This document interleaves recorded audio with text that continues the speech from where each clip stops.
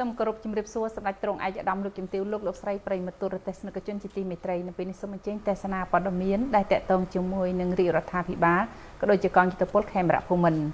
អគារសិក្សាមួយខ្នងមាន3បន្ទប់នៅសាលាបឋមសិក្សាសំរោងនៃតំបន់ជនជាតិដើមភៀកតិចសួយស្ថិតនៅភូមិក្បាលដំរីឃុំត្រពាំងជោស្រុកអូរ៉ាល់ខេត្តកំពង់ស្ពឺបានរៀបចំពិធីក្រុងប៉ូលីបញ្ចុះបឋមសិលាសង្ឃនាព្រឹកថ្ងៃទី22មិថុនាឆ្នាំ2025នេះក្រោមព្រះរាជអធិបតីភាពសម្ដេចព្រះសិរីសុគន្ធាព្រះមហាសង្ឃរាជាធិបតីកេតេឧទ្ទេស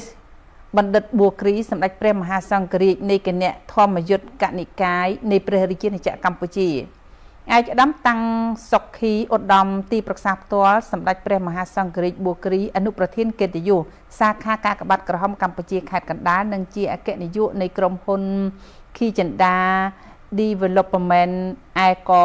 លើកឡើងថាការអភិវឌ្ឍធនធានមនុស្សគឺជាកត្តាចាំបាច់មិនអាចខ្វះបាននៅក្នុងការចូលរួមអភិវឌ្ឍសង្គមសេដ្ឋកិច្ចឲ្យកាន់តែរីកចម្រើនដោយរាជរដ្ឋាភិបាលនៅតែចាត់ទុកជាវិស័យអតិភិបបាននៅកំពុងបន្តពង្រឹងគុណភាពអប់រំនិងការបណ្ដុះបណ្ដាលគ្រប់កម្រិតដើម្បីបង្កើតបរិយាកាសល្អសម្រាប់ការសិក្សាពេញមួយជីវិតឯកឧត្តមបន្តថាជាក់ស្ដែងការចូលរួមសាងសង់អគារមួយខ្នងមាន3បន្ទប់ជូនដល់សាលាបឋមសិក្សាសំរោងដែលជាតំបន់ដាច់ស្រយាលនេះតាមរយៈនៃការស្នើសុំរបស់អាជ្ញាធរជាពិសេសពីនាយកសាលាលោកគ្រូអ្នកគ្រូឯកឧត្តមក៏បានបរិច្ចាគថវិកាផ្ទាល់ខ្លួនដើម្បីចូលរួមចំណែកជាមួយរាជរដ្ឋាភិបាលក្នុងការអភិវឌ្ឍមូលធនមនុស្សនៅថ្នាក់មូលដ្ឋានព្រោះវិស័យអប់រំរាជរដ្ឋាភិបាលបានចាត់ទុកជាទ្រព្យរបស់ជាតិដ៏រឹងមាំសម្រាប់បង្កើនតម្លៃសេដ្ឋកិច្ចលើកកម្ពស់តម្លៃវប្បធម៌និងបង្កើតគំនិតថ្មីៗនៅក្នុងការអភិវឌ្ឍសង្គមសេដ្ឋកិច្ចក្នុងឱកាសនោះសម្ដេចព្រះសិរីសុគន្ធាមហាសង្ឃរាជាធិបតីកេតេឧទ្ទេសបណ្ឌិតបួគ្រីសម្ដេចព្រះមហាសង្ឃរាជនៃគណៈធម្មយុត្តកនិកាយមានបរិយាបន្ទូលថាវិស័យពុទ្ធចក្រនិងអាណាចក្រគឺដើរទន្ទឹមគ្នាមិនអាចខ្វះបានដែលបច្ចុប្បន្នវិស័យព្រះពុទ្ធសាសនានៅកម្ពុជាកំពុងរីកចម្រើនយ៉ាងខ្លាំងក្លា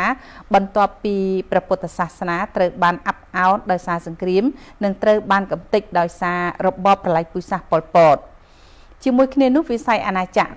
ក៏មានការអភិវឌ្ឍយ៉ាងឆាប់រហ័សជាក់ស្ដែងនៅតាមជនបទបានកំពុងរីកចម្រើនយ៉ាងខ្លាំងដូចជាជុំវិញវិស័យអប់រំនេះជាដើមពីគ្មានសាលារៀនមកមានសាលារៀននិងមានអគារល្អៗកើតឡើងប្រងព្រាតដែលសមិទ្ធផលទាំងអស់នេះកើតចេញពីការយកចិត្តទុកដាក់របស់រាជរដ្ឋាភិបាលនៃព្រះរាជាណាចក្រកម្ពុជា